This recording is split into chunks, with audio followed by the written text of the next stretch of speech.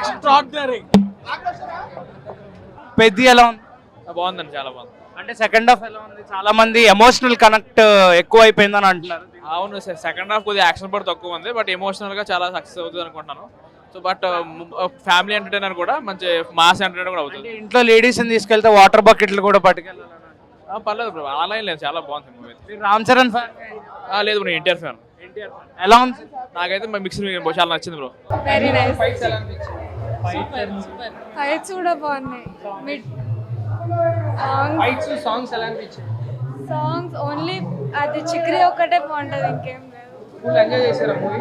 Okay. ఈ fight scenes బాగున్నాయి. Ram Charan acting super. Janhvi Kapoor acting కూడా సూపర్. మ్యూజిక్ చాలా బాగుంది. ఏఆర్ రెహమాన్ ఆల్వేస్ బాగుంటుంది. బుచ్చిబాబు మామూలుడు కాదు. అంటే సెకండ్ హాఫ్ చాలా బాగుంది అంటున్నారు. ఫస్ట్ హాఫ్ కూడా బాగుంది. సో రామ్ చరణ్ గారు యాక్టింగ్ ఎలా ఉంది? సూపర్ అంటే super, bumper offer.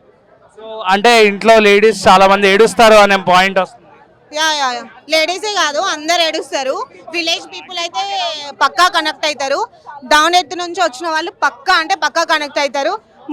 First Ram Charan కన్నా బుచ్చిబాబుని మెచ్చుకోవాలి. జై బుచ్చిబాబు, జై రామ్ చరణ్.